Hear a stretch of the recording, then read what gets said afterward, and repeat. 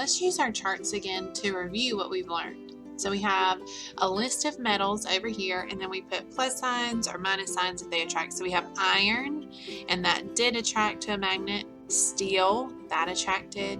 Cobalt does attract to a magnet, and nickel, which attracts to a magnet. All right, now we're going to look at, this is like our story map. We talked about the author's organization, right? And let's see what we can remember about our story from this story map. Okay, so we have what magnets, we know it's all about magnets, right? So the first part is what they're made of. And they're made out of iron, steel, cobalt, and nickel, which are all metals. And then we talked about what they attract, which is iron, steel, cobalt, and nickel. They're the same metals, right? Then we talked about what shapes they were. We wrote down horseshoe shape. We also learned they could be a donut shape or circles or bar shape. Remember all those different shapes that they could be? Okay, so let's stick those in there too. We forgot about all those. All right. And then we talked about the poles, that every magnet has a north and a south pole. And to attract, they have to be opposite poles. But if it's the same pole, like two north poles, they will repel, right? They won't stick together. We talked about compasses and how they always point north because the earth is just really a big old giant magnet. We talked about how to make our own magnets with paper clips, and we also talked about different things that we use every day, like TVs or stereos, or there's that cool crane in the book that talks about how we use magnets in our everyday life.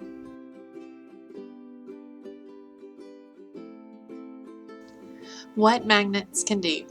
Written by Alan Fowler. As I reread our book today, I want you to think about things that magnets would attract and things they wouldn't attract. Later, I'm going to ask you to draw a picture of those things.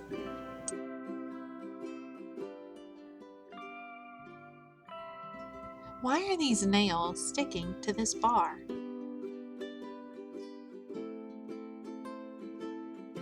They aren't glued on. You'd expect them to fall down. They stick to the bar because the bar is a magnet. A magnet is a piece of metal that can attract another piece of metal. The two pieces stick to each other. Most magnets are made of iron or steel. Some are cobalt or nickel, and the only metals a magnet attracts are iron, steel, cobalt, and nickel. So you can pick up nails or paper clips or pins with a magnet. They're made of magnetic metals. Look at this picture. Why do you think the author included this picture here? Well, it's talking about things that are attracted to magnets and what magnets are made out of. And you can see the two boys, they're trying to figure out what's attracted to their magnets that they're holding, right? And you can see a big basket full of stuff, and they're testing it out to see what metals or what materials will be attracted to their magnets. Or you can place a magnet on your refrigerator door. It will stick there and hold notes.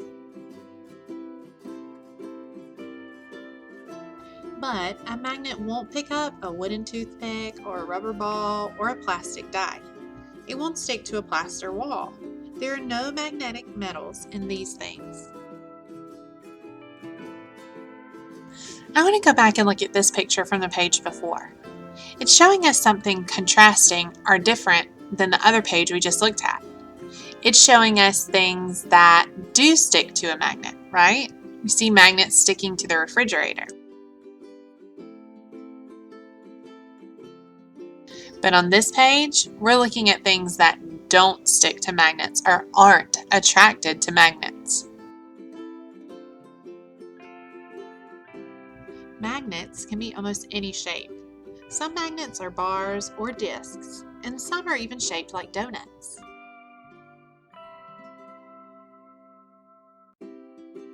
You might have seen a horseshoe magnet like this one.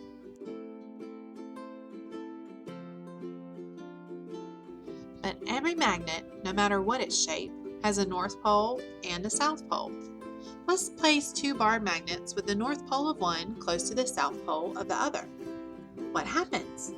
The magnets attract each other and stick together.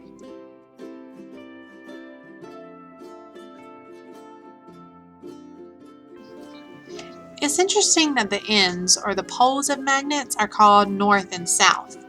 I think it's to help us understand that they're opposites. North and south are opposite words, and the two poles of a magnet attract opposite magnets. If we turn one of them around, magnets repel each other. They push each other away.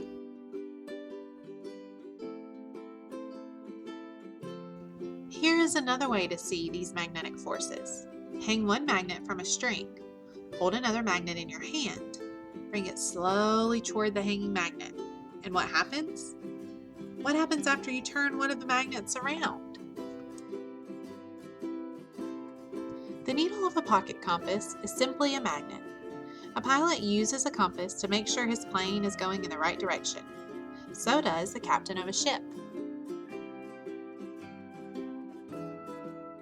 A compass needle always points north. Here's why. The Earth itself is a huge magnet, and like any magnet, the Earth has a north pole and a south pole. The Earth's north magnetic pole attracts one end of the compass needle. Try turning your pocket compass around.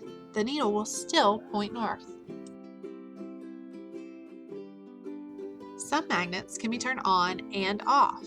When an electric current runs through this wire, the iron bar inside the wire becomes a magnet, an electromagnet. Why do you think it'd be helpful to turn a magnet on and off?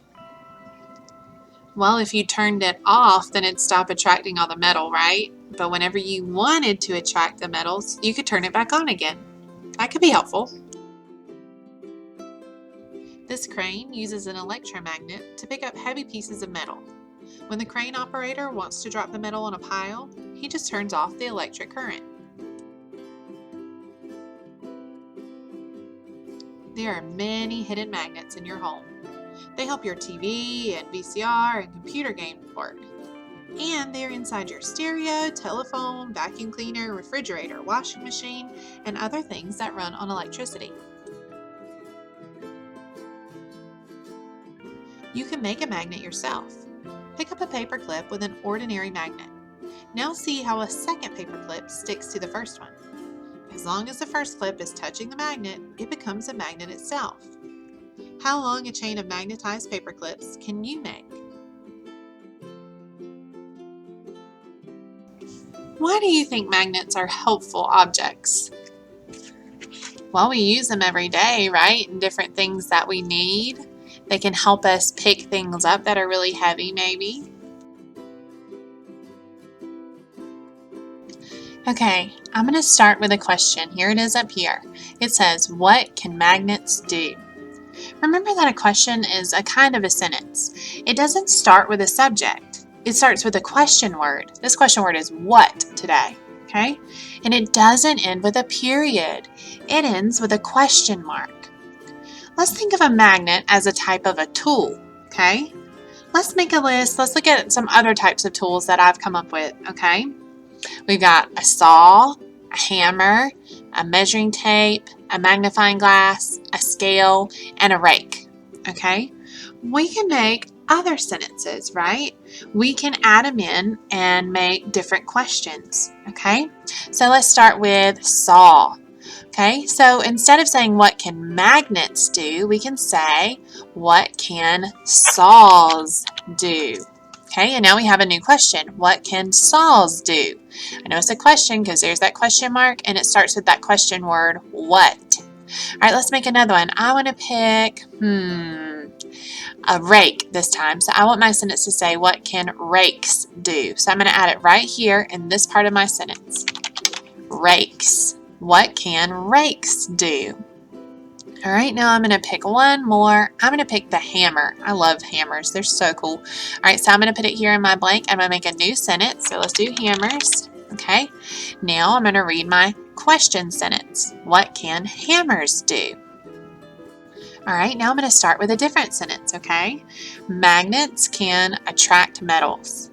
Now this sentence has two parts, and the first part in this sentence is the subject. It tells what the sentence is mostly about. All right, the subject of this sentence is magnets. All right, then the predicate gives us information about the magnets. They can attract metals. All right, now we have our list of tools from earlier. Okay, we can use this list to tell us what each tool does. So we can start with we can pick a different tool, and then we can use the word can to make a new predicate. So let's change our subject to a different tool. So instead of magnets, I think I'm going to choose rakes again. Rakes can what? What do rakes do? Rakes can clean up leaves.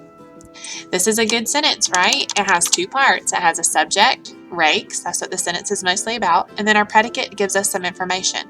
They can clean up leaves, and it ends in a period. All right, now let's choose a different one. Let's choose magnifying glasses. Oh, I don't need to capitalize that.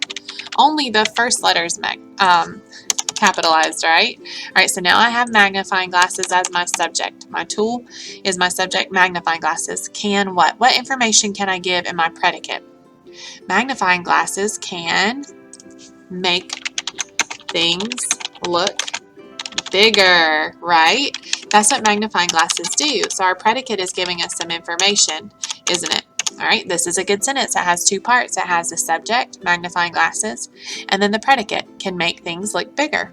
Okay, and that's giving us some information. It starts with a capital letter and it ends in a period. That's a good sentence. All right, now I'm going to make another one. I'm going to use scale. Okay, this is a food scale. I'm just going to write scales. Okay, these aren't the scales you see on fish. These are scales that are tools that weigh things. You may see them at the grocery store.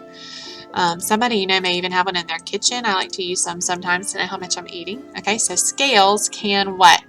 Well, scales weigh food. So if I'm giving a sentence that's giving information about what a scale can do, I'm going to tell it what it does. Scales can weigh food. Okay, this is a good sentence. Remember, to make it a good sentence, the first letter needs to be a capital, and it starts with that capital S. It needs to have both parts, a subject, what the sentence is about, ours is scales, and then a predicate, which tells us all about this and this information. In this instance, it's given us information, can weigh food. Okay, it needs to end in a period, and ours does. So that is another good informative sentence. All right, so now I want to talk about magnets, and I want to think about things they can attract and things they can repel. Okay, so in this big circle right here, I am going to draw 3 things that can be attracted to a magnet. The first thing I'm thinking of is a nail, because a nail is made out of a metal that can be attracted to a there's my nail that can be attracted to a magnet. So there's my little nail. Okay, and now I'm thinking about keys. Keys are made out of metal that can be attracted to a magnet. Okay, so one of those metals, iron, cobalt, steel, or nickel, are made out of one of those. Okay, so I'm going to put it right here. And then I'm going to draw, you know what I'm going to draw? Another magnet. Okay, so I'm going to start with my shape like this. I'm going to draw one of those horseshoe magnets. I think those are I always loved playing with those when I was your age and I was in school. I think magnets are so cool. They're kind of like magic, isn't it? So magnets can attract other magnets. Okay, so I'm going to draw a magnet on here. All right, so we've got 3 things that are attracted: a nail, keys, and other magnets. All right, now let's talk about things that are repelled, right? Okay, or they are pushed away. First thing I'm thinking of is wood. Okay, so I'm going to draw a long piece of wood. Try to color it in. Don't laugh at me. It's kind of hard to draw on the computer. I know what you guys are struggling with every day, trying to get these pictures drawn. All right, there's my wood. Okay, so there's my piece of wood that's repelled. Okay, another thing would be rubber. So I'm going to draw like a tire. Okay, because tires are made out of rubber. So that would be something that would be repelled.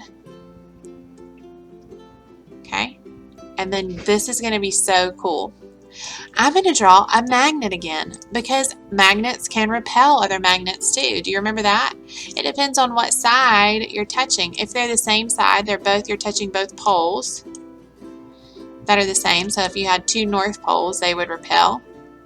But if you had a north pole and a south pole, they would attract, right? But 2 south poles would repel. So magnets can be attracted to each other, or they can repel each other. Isn't that so neat? All right, today on your seesaw assignment, I want you to run around your house and I want you to find something that you think would be attracted or pulled towards a magnet and take a picture of it.